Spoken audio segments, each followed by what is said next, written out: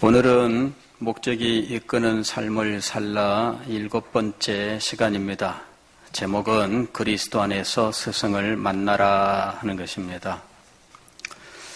우리 인생은 하나님이 정하신 목적이 있다는 것과 그 목적이 우리의 삶을 이끌어 가도록 목적에 충실한 삶을 살아가는 것이 가장 지혜로운 삶입니다. 그래서 우리가 하나님의 뜻을 알고 하나님의 목적을 이루기 위하여 우리는 어떤 삶의 자세, 신앙의 모습을 가져야 하느냐 하는 내용들을 함께 생각하고 있습니다. 오늘은 그리스도 안에서 스승을 만나라 하는 것입니다. 하나님은 이 땅에 하나님의 나라를 이루기 위하여 하나님의 백성을 부르시고 이 백성을 이끌기 위해서 사역자를 세우셨습니다.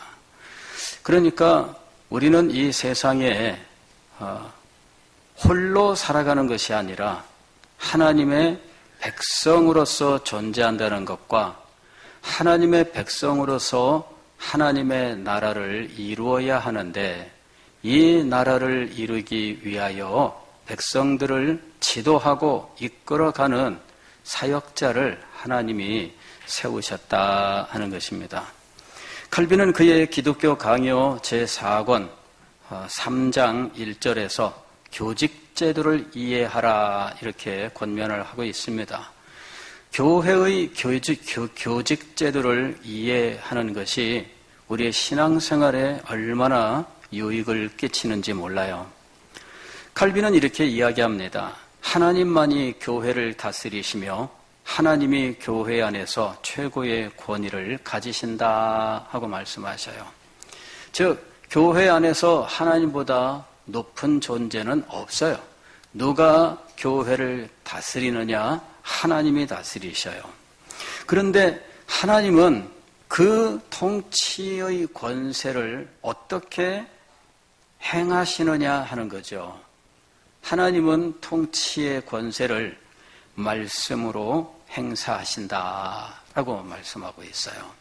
최고의 권위는 하나님이셔요. 그리고 하나님은 그 권위를 말씀으로 행사하시는 거예요. 그런데 하나님이 우리에게 그냥 직접 말씀하시지 않는다는 것이 핵심이에요. 하나님은 사람들의 섬김을 통해서 당신의 뜻을 말씀으로 선포하신다는 거죠. 사람들의 섬김, 즉 중간에 말씀을 섬기는 사람을 세워서 하나님의 말씀을 우리에게 선포하시고 그 말씀으로 하나님이 우리를 통치하신다 하는 거예요. 하나님은 사역자들의 입을 통해서 자신의 뜻을 성취하신다 이렇게 말씀하고 있는 거예요. 다만 우리가 알아야 할 것은 무엇이냐면은 하나님께서 사람을 사용하셔서 당신의 말씀을 선포하게 하시고 가르치게 하시고 그로 인하여 당신의 교회 백성들을 다스리신다 할지라도 이 하나님께 말씀 사역자로 세워진 사람이 그 권세의 근원은 아니다라고 하는 거죠. 이게 말씀 사역자는 늘 기억해야 될 거예요. 내가 하나님처럼 되어서는 안 됩니다. 하나님이 아니에요. 하나님처럼 되어서도 안 돼요. 나는 하나님의 말씀을 섬기는 자예요. 그래서 하나님의 말씀을 신실하게 정확하게 섬기고 전달하는 책임을 감당해야 되는 거죠. 하나님은 교회의 이 교직제도 속에서 말씀을 섬기는 직분자를 세우셨습니다. 그렇게 해서 온 교회를 하나로 연합하게 한 거예요. 교회는 많은 분들이 함께하고 있어요. 사람마다 생각도 다르고 사람마다 말씀을 읽을 때 받는 느낌이라든지 어떤 감동 같은 것들이 다 달라요. 그래서 각자 자기가 받은 어떤 감동이라든지 자기의 생각을 주장하기 시작하면 그러면 이 교회는 하나가 될 수 없는 거예요. 그래서 하나님의 말씀으로 훈련받은 소명받은 직분자를 세워서 하나님의 말씀을 보고 듣고 해석하고 하는 모든 일들을 잘 섬기도록 했던 것입니다. 그렇게 해서 각자 자기의 생각, 자기의 고집을 가지고 마음대로 행하지 않고 이렇게 모든 성도들이 하나님의 말씀의 가르침 안에서 하나가 될 수 있게 하셨다는 거예요. 그래서 칼빈은 이 말씀 사역자를 무엇에 비유했느냐 하면 힘줄로 비유를 했어요. 힘줄. 우리 몸이 뼈가 이게 지금 수없이 많은 뼈로 이루어져 있잖아요. 예. 그런데 이 뼈들은 어떻게 이렇게 서로 붙어서 하나의 모습을 가지고 있을까요? 제가 이렇게 서 있는데 저의 이 육체의 모양들은 어떻게 해서 이렇게 유지가 되고 있는 것일까요? 힘줄 때문이에요. 힘줄. 우리 몸을요, 이 껍질을 이렇게 아침부터 징그러운 말씀해서 죄송합니다. 껍질을 벗기면 힘줄이 이렇게 울퉁불퉁 이렇게 돼 있어요. 이렇게 사람 몸이 힘줄 덩어리야. 예. 그래서 요 힘줄이 잘 발달하고 균형을 이루게 되면 몸이 균형을 이루게 돼요. 그런데 힘줄의 어느 부분이 약하고 하게 되면 약한 쪽으로 이 뼈들이 이렇게 뭉치면서 이상하게 자세가 이렇게 삐뚤어지게 되는 거예요. 이게 왜 자세가 삐뚤어지느냐? 이게 힘줄 때문이에요. 그래서 어제도 제가 어디 갔더니 어떤 목사님이 저한테 물어요. 답을 구하기 위해서 묻는 건 아니겠죠? 목사님이 허리가 아픈 거 이거 목사님 허리 아플 때는 어떻게 고쳤습니까? 그래서 제가 대답을 했어요. 나 고치지 않았습니다. 그냥 있었더니 사라지대요. 예. 근데 참 어느 날 그런 게 있었어요. 주일날 아침에 강단에 올라오려고 이제 하는데 갑자기 허리가 뚝 하더니 이 허리를 똑바로 못 피게 하는 거 있죠. 그래서 꾸부정하게 됐는데 이게 안 펴지는 거예요. 근데 꾸부정하니까 얼마나 아픈지. 그날은 예배 드리는데 강단에 이렇게 서 있는데요. 너무너무 힘들어요. 이 팔로 이걸 짚고 이렇게 막 힘줘가지고 겨우 이 자세를 유지하는데 그래가지고 제가 또 어디 갔잖아요. 그랬더니 막 저를 엎드려 놓고 막 사람이 올라가서 허리를 막 발로 밟는 거 있죠. 이래서 뼈를 편대는 거예요. 그 다음에 요 골반 뼈를 막 발 뒤꿈치로 막 꽝꽝 쳐대는데 제가 어쨌든 그렇게 해서 고생 해가지고 겨우 막 걸어다니게 됐는데 그때부터 이게 허리가 잘못되면 이거 꼼짝 못하는 거구나. 제가 처음 한번 겪어봤어요. 그래서 관심을 가지고 좀 봤더니 우리의 몸은 뼈가 우리의 몸의 형체를 이루게 되는데 이 형체를 이루기 위해서는 근육이 제대로 발달해야 된다는 거예요. 그래서 자세가 삐뚤어져서 늘 이렇게 삐뚤어지게 돼 있으면 근육이 제대로 발달하지 않아서 나중에 크게 어려움을 겪게 되는 거죠. 예, 그래서 고치러 가면은 근육이 굳거나 근육이 잘못된 부분을 풀어준다고, 근육을 풀어준다고 막 그러는데 그래도 소용없어요. 며칠 지나면 왜 그런 거 있잖아요. 아까면 치로 돌아가 다시 이렇게. 그래서 이게요, 자세를 바르게 한다는 것은 뼈를 바르게 한다는 건데 근육이 제대로 되어 있어야 돼요. 칼빈은 이 교회의 말씀 사역자를 무엇에 비유를 했느냐 하면 힘줄. 힘줄이 있어서 이 모든 뼈가 하나로 연결되고 힘줄이 있어서 이 뼈들이 제 자리에서 제 역할을 감당하고 힘줄이 제대로 역할을 함으로 몸이 제 모양을 이루게 되고 힘줄이 제대로 작용을 해야 몸에 아픔이나 고통이 없는 거예요. 왜 허리가 아플까? 알고 보면은 많이 썼기 때문인데 많이 쓰는데 사실은 어떻게 썼느냐? 그냥 한쪽으로 기울어지는 편향된 사용이 오랜 세월 있었기 때문에 그 근육이 그렇게 돼버린 거예요. 그러니 이 자세에서 오는 통증이 있는 거죠. 자, 힘줄이 제대로 발달해야 돼요. 힘줄이 제 역할을 할 수 있어야 돼요. 교육자가 힘줄이다. 이것이 제대로 있어야 교회가 하나가 되고 이 힘줄이 제 역할을 해야 온 교회가 평안하고 이 힘줄이 제대로 역할을 해야 힘을 제대로 쓸 수 있다라고 하는 것이죠. 하나님은 하나님의 교회를 바로 세우기 위하여 목회자에게 하나님의 영광으로 충만케 하는 이 직책을 위임하셨다 하는 거예요. 그리고 이 직책을 감당할 수 있도록 목회자에게 은혜를 주셔요. 그리고 목회자는 하나님께서 주신 이 은혜와 은사 선물들을 성도들에게 나누어 주는 일을 맡았다라고 하는 것이죠. 그러면서 이 일을 하는 동안에 하나님은 성령의 임재와 또 능력을 나타내신다 하는 거예요.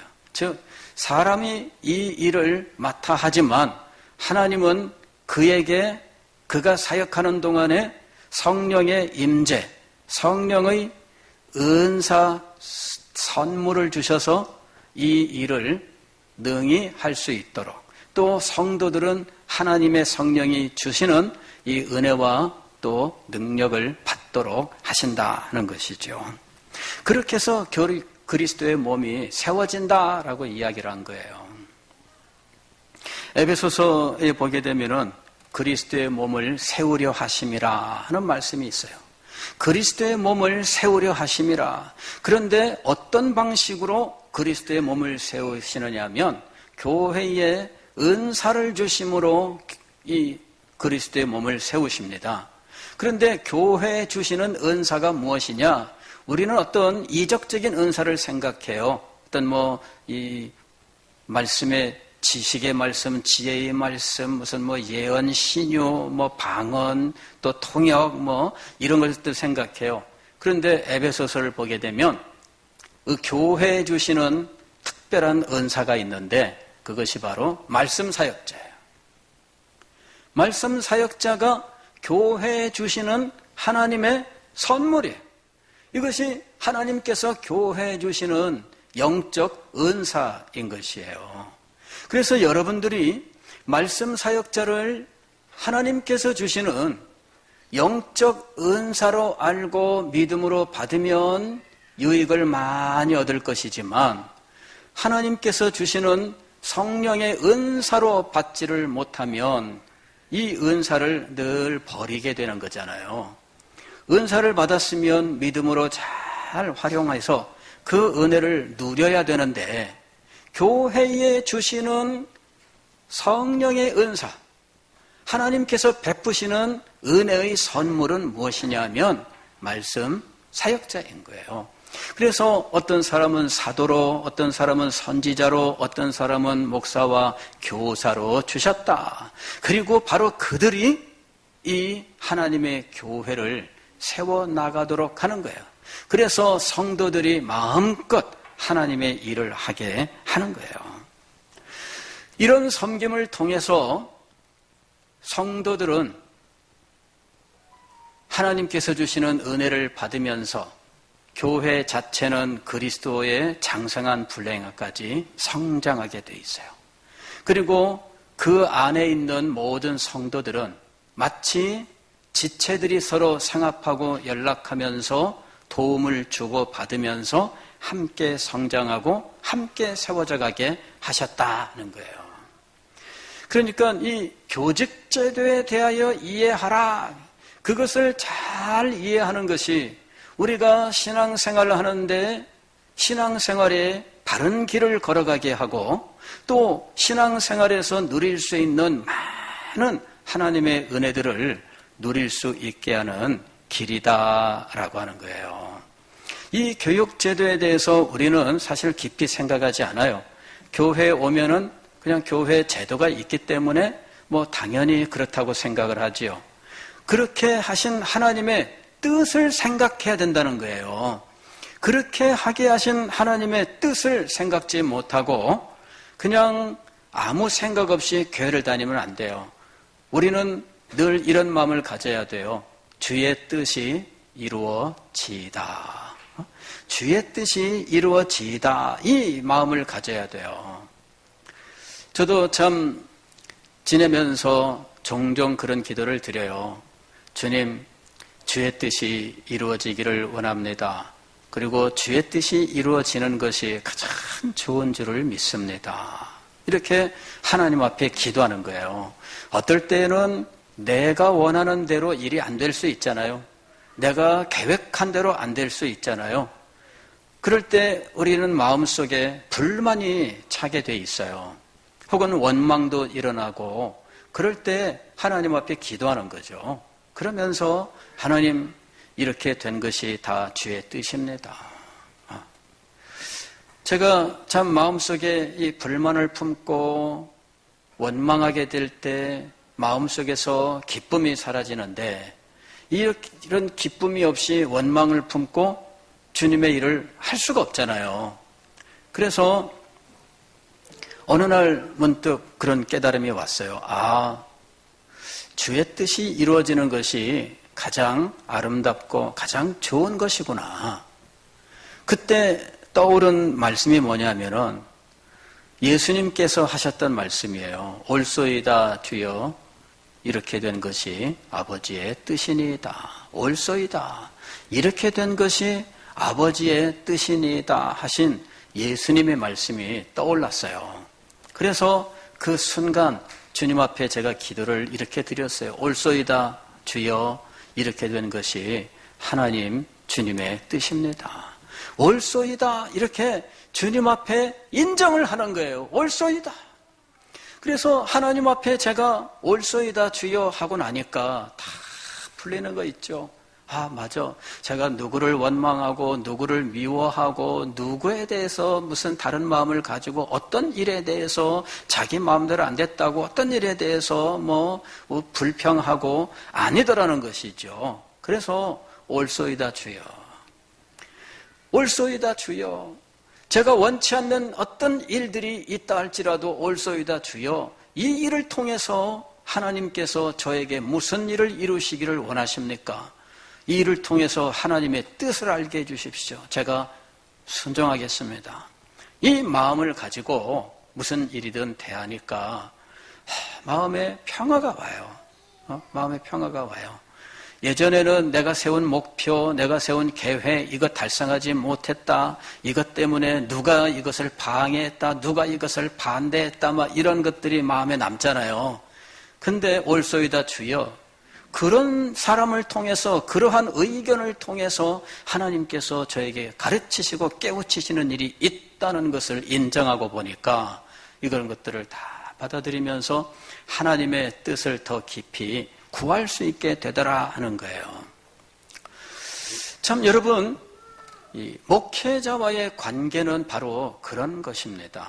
바로 그런 거예요. 평생 동안 우리가 신앙생활을 할 때 참 목사님을 몇 명이나 만나게 될까?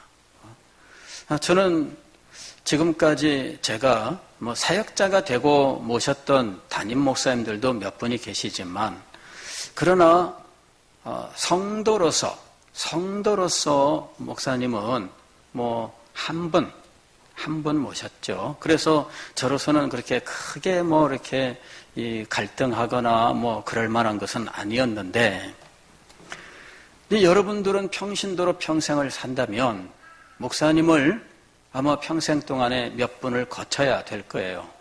한 교회만 다녀도 아마 한 교회에서 한 50년 신앙생활을 하시면 아마 길면 2분 정도 목사님을 모실 거고, 어떤 경우에는 3분, 뭐 그런 정도면은 평탄한 거라고 봅니다. 평탄한 거예요. 어떤 분은 10분. 이건 말이 안 돼요. 그죠? 예, 참. 근데 그런 일도 있어요. 참 불행한 거예요.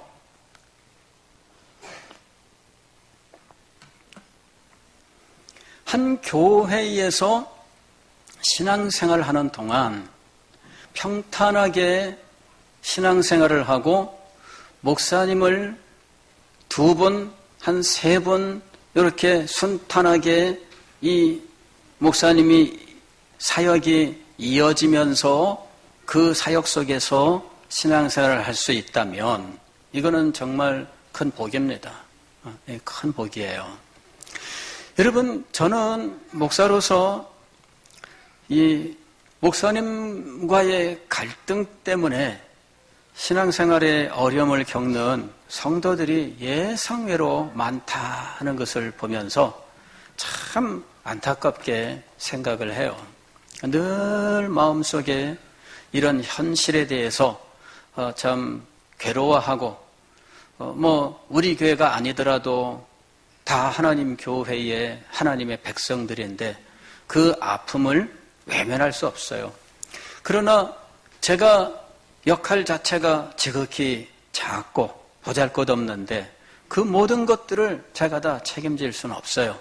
그러나 최소한 제가 섬기는 우리 교회에서만큼은 정말 그러지 않았으면 하는 마음을 가지고 참 노력을 하고 있습니다만은 그렇다고 해서 저 혼자만의 노력으로 이 일이 이루어지는 것은 아니더라 하는 것이죠. 우리가 다 같이 노력을 해야 돼요. 우리들도 이 모든 일들을 알고 저도 하나님 앞에 올소이다 주여 이렇게 된 것이 다 주의 뜻입니다 라고 고백해야 되겠지만 성도 여러분들도 올소이다 주여 이렇게 되는 것이 다 주의 뜻입니다 라고 인정하는 것이 있어야 한다는 거예요. 목사님이 지도하는 게 내 생각과 달라요. 그럴 때 어떤 분들은 고집하거나 어떤 분들은 나한테 내가 이렇게 한다고 이렇게 지적하거나 혹은 뭐 이렇게 말씀하는 것에 대해서 마음속에 꺼려하는 분들도 있어요. 여러분, 그게 여러분의 영혼을 좀먹는 일들이에요. 그럴 때마다 올소이다 주여 하나님 앞에 나아가는 자세를 가져야 돼요. 그렇게 해서 하나님의 뜻을 구하는 것이 우리가 하나님의 그 뜻을 이루는 자세 아니겠나 하는 거예요. 하나님께서 교회를 하나 되게 하시고 그리스도의 몸으로 영광스럽게 세우기 위하여 말씀 사역자를 근육 같은 존재로 세우셨어요. 그리고 여러분들은 그 근육으로 묶여진 뼈 하나하나인 거예요. 여러분들이 그렇게 묶여서 몸을 이루게 되는 거죠. 그리고 우리는 이 몸을 통해서 지상에 그리스도의 영광을 나타낸다는 거예요. 자, 그러면은 목회자와의 관계를 우리는 어떻게 해야 할 것인가? 첫째, 목회자와의 관계를 바르게 하라. 바르게 하라. 목회자와의 관계를 바르게 하는 일에 늘 힘을 써야 돼요. 바르게 하는 길은 무엇이냐? 순종하고 복종하는 거예요. 이것이 첫 번째 오는 겁니다. 순종과 복종이 첫 번째 오는 거예요. 여러분들이 목사를 청빙할 때 청빙서에 보게 되면은 순종하고 복종하기로 이것이 먼저 오는 거예요. 왜? 하나님의 말씀을 가지고 가르치고 선포하는데 순종이 따르지 아니하면 이 사역이 성공할 수가 없어요. 그리고 그 사역을 통해서 하나님께서 우리에게 주시는 은혜가 나누어지게 되어 있는데 순종하지 않으면 그 은혜가 제대로 전달되지 않는 거예요. 그래서 첫 번째 목사와의 관계에서 가장 중요한 것, 첫 번째 오는 것은 무엇이냐 하면은 순종하고 복종하는 거예요. 오늘 히브리서 13장 17절에서 이렇게 말씀하죠. 너희를 인도하는 자들에게 순종하고 복종하라 그랬습니다. 순종하고 복종하라. 그러면서 그 다음에 뭐라고 되어 있냐면은 그들은 너희 영혼을 위하여 경성하기를 자신들이 청산할 자인 것 같이 하느니라. 즉 성도들의 신앙생활, 그 말씀의 삶을 보면서 성도가 잘하면 그것이 마치 자기가 잘한 것처럼 기뻐하고, 이게 이제 요거예요. 너희 영혼을 위하여 경성하기를 깨어서 살펴보는데 자신들이 청산할 자인 것처럼 성도들이 잘하면 자기가 그렇게 한 것처럼 기뻐해요. 성도들이 잘못하면 자기가 잘못한 것처럼 괴로워한다는 거예요. 이게 바로 자신들이 청산할 자인 것 같이 하느니라 하는 말씀의 의미예요. 목사님이 오지랖이 넓어서? 아닙니다. 그게 그의 사역이에요. 그것이 자신의 사역이 되지 않으면 그는 목사가 될 수 없는 거죠. 성도들이 잘하냐 못하냐, 성도들이 하나님의 뜻을 따라 사느냐 살지 못하느냐 관심을 기울이지 않고 아무런 이렇게 하나 저렇게 하나 아예 말도 하지 않고 아무런 느낌도 갖지 않는다면 그 사람이 무슨 목사예요? 그 사람은 목사하면 안 되죠. 자신이 청산할 자인 것 같이 하느니라. 이 말은 뭐냐면 마치 자기처럼 자기 일같이 여긴다 그 말이에요. 자기 일같이. 여러분이 하나님의 백성으로 아름답게 서 있다면 저는 한없이 기뻐할 것입니다. 그리고 마치 제가 그렇게 된 것처럼 아마 우쭐하게 될 거예요. 그런데 여러분 중에 혹시 어떤 분이 하나님의 뜻에서 멀어진다면, 그렇다면 마치 제가 그렇게 한 것처럼 낙심하고 실망하고 괴로워할 거예요. 자, 그래서 하나님 앞에 기도하는 거예요. 잘할 때는 잘한다고 기도하고 염려될 때는 염려된다고 기도한다는 거예요. 그래서 목회자와의 관계를 바르게 세울 수 있도록 하라. 바르게 세울 수 있도록 하라. 첫 번째 오는 관계, 이 원칙은 무엇이냐면 순종하고 복종하라 하는 거예요. 그럴 때 목회자는 기뻐하고 즐거워하면서 사역을 하게 되는 거예요. 가르쳤는데, 나는 하나님의 뜻이라고 가르쳤는데 맨 반발만 들어오는 거예요. 그러면은 이게 기쁨과 즐거움이 아니죠. 예. 나는 왜 목사님 참견하십니까? 이러면은 당연히 참견을 해야죠.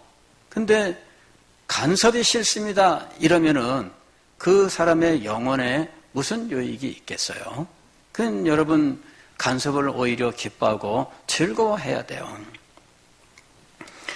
오늘 여기 히브리서 13장 17절 보면 그들로 하여금 즐거움으로 이것을 하게 하고 근심으로 하게 하지 말라. 그렇지 않으면 너희에게 유익이 없느니라.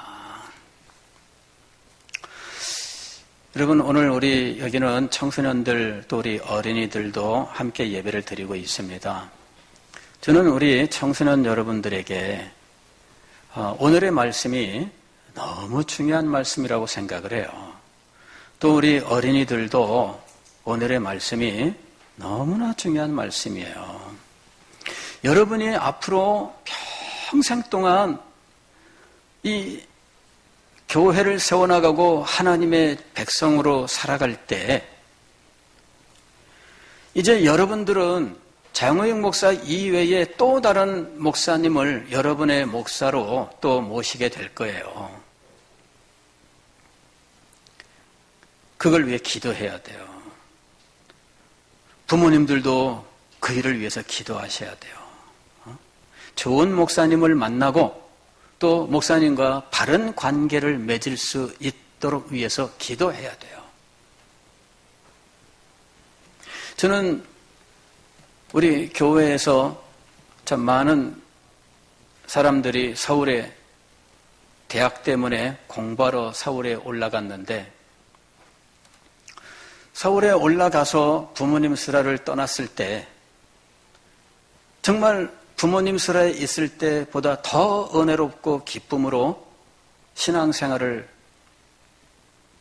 할 수 있다면 얼마나 좋겠어요. 근데 저는 그렇지 못한 일들을 좀 많이 봤어요. 그래서 너무 안타까워요. 보통 분들은 이리 생각합니다. 교회를 선택하여 보통 사람들은 서울에 자녀가 가면 부모님들이 항상 교회를 선택하려고 그래요. 그런데 원칙은 뭐예요? 교회보다 앞에 오는 게 뭐예요? 목사님이에요. 목사님을 선택하고 목사님과 관계를 바르게 맺을 수 있도록 만들어주는 거예요. 부모님들이 서울에 가서 우리 애들 다니는 교회가 어딘가 교회까지는 가요. 그러나 목사님은 안 만나요. 그리고 이 자녀를 데리고 가서 목사님에게 부탁하지를 않아요. 목사님은 어떤 분이신가? 말씀에 바로 서 있는가? 말씀을 붙들고 이 말씀 사역만을 하려고 하는가? 이런 것들도 보고 그러한 목사님과 자녀를 만나게 하고 그리고 지도를 받을 수 있도록 부탁을 하고 자녀에게는 이 목사님과의 관계를 바로 할 수 있도록 늘 이끌어줘야 된다는 거예요. 그런데 부모님들이 묻는 건 교회 가냐? 이것만 물어본다는 거죠.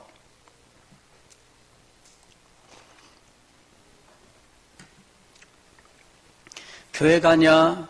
지난주 일엔 뭐가 있어서 못 갔어요. 그럼 교회는 꼭 가라. 예. 교회 갔냐?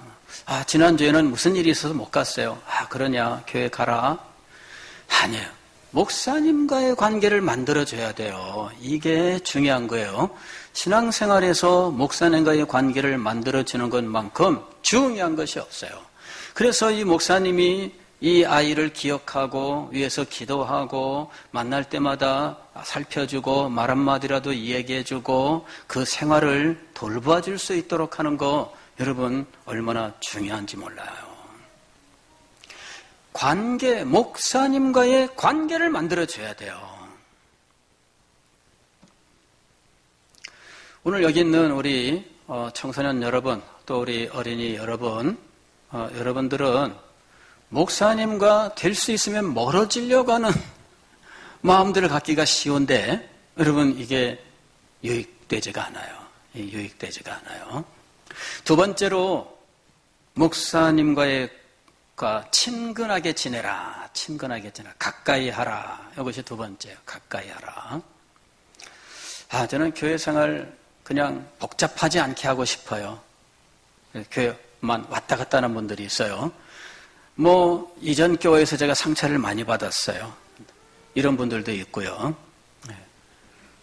이해는 돼요.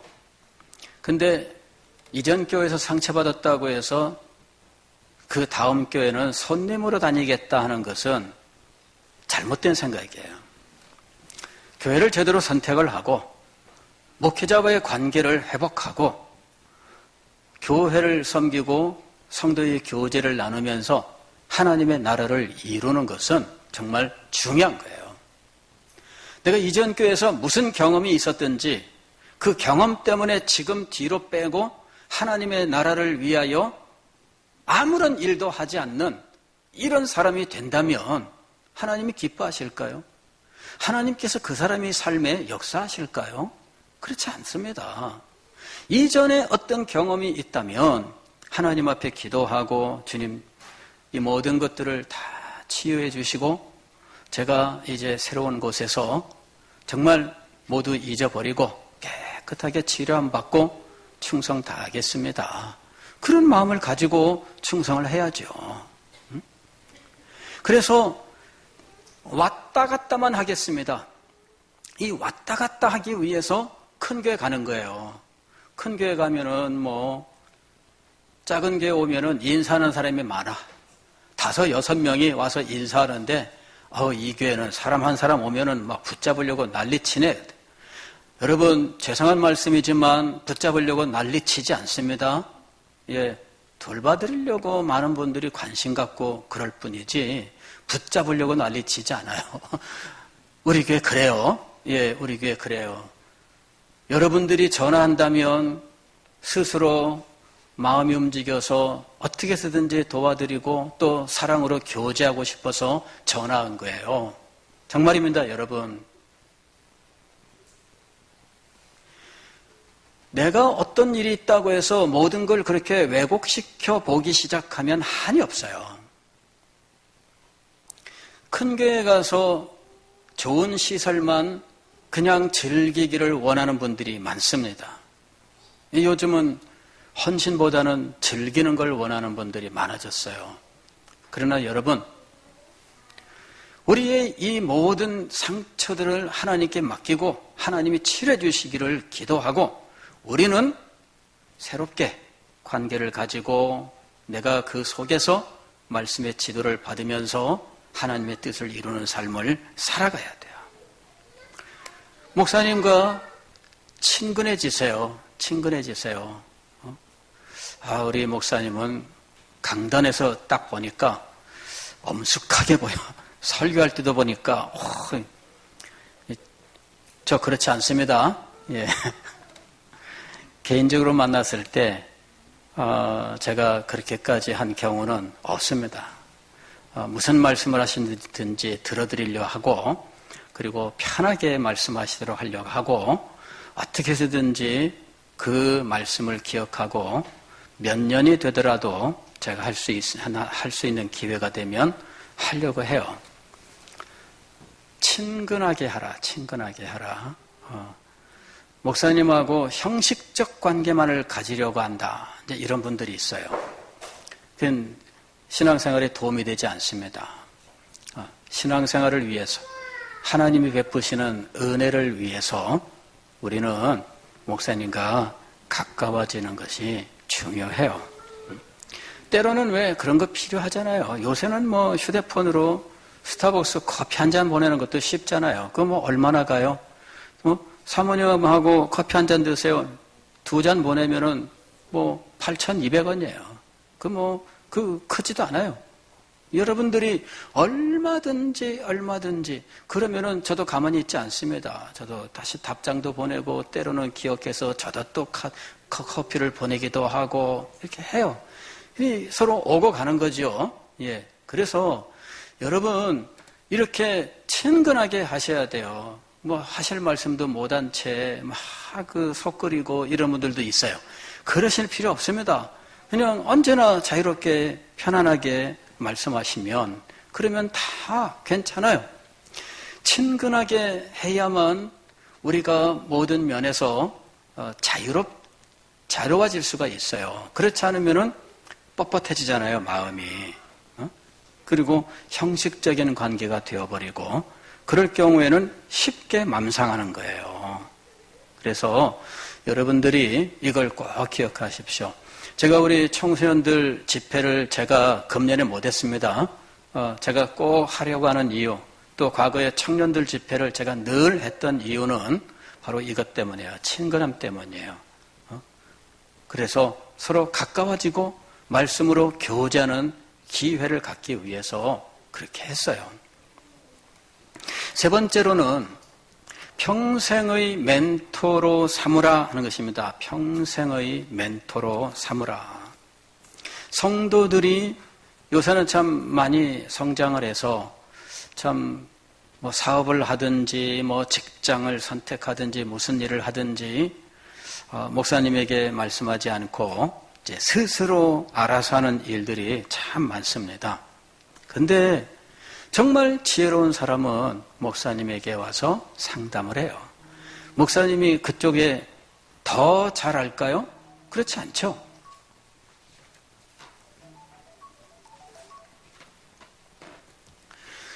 목사님이 모든 면에 잘하는 거 아니에요. 그러나 여러분에게 일어나는 중요한 일들을 와서 상담하면서 기도를 하고 하는 거, 이게 굉장히 중요한 거예요. 그리고 이것을 평생 동안 그 관계를 유지하는 거죠. 예, 평생 동안 그 관계를 유지하는 거. 여러분 이것이 얼마나 중요한지 몰라요. 자기 인생에 중요한 일들이 있을 때마다 와서 말씀을 드리고 기도를 받고 하는 이런 것들.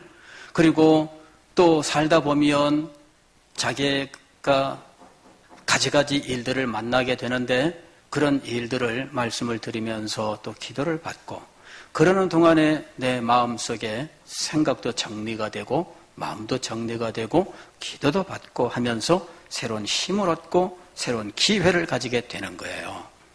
그래서 여러분, 이 목사님은 하나님께서 여러분들의 유익을 위해서 세우신 사람이다라고 하는 사실을 꼭 기억을 해야 돼요.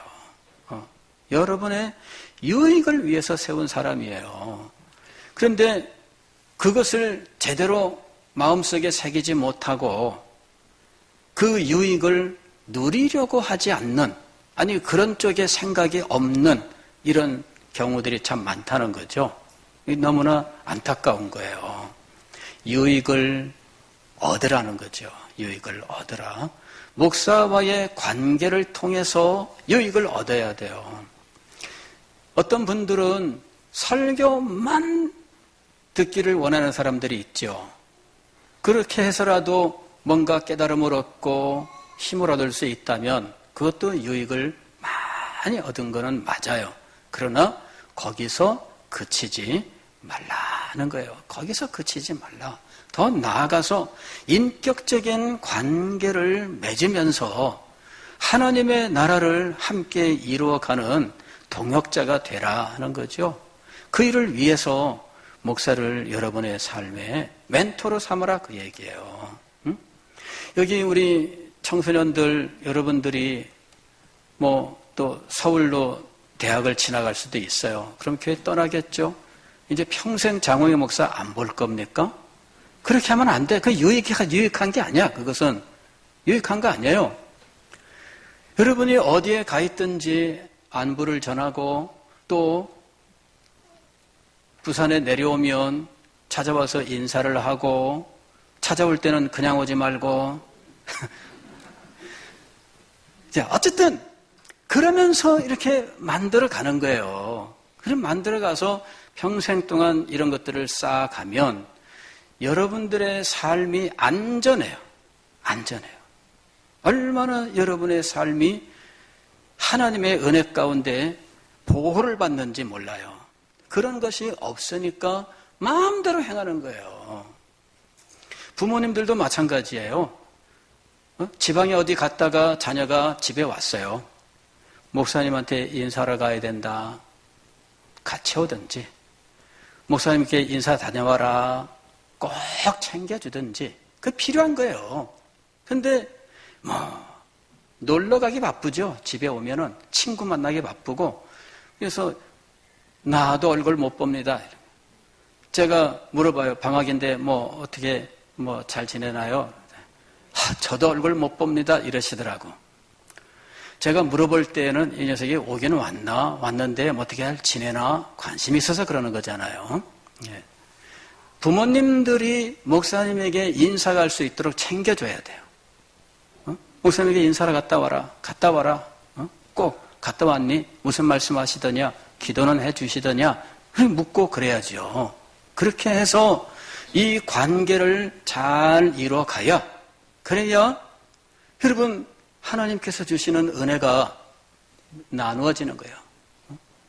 그래야 이 자녀의 마음속에 신앙생활의 길이 확실하게 세워지고 늘 이 지도를 받으면서 살아가게 돼요.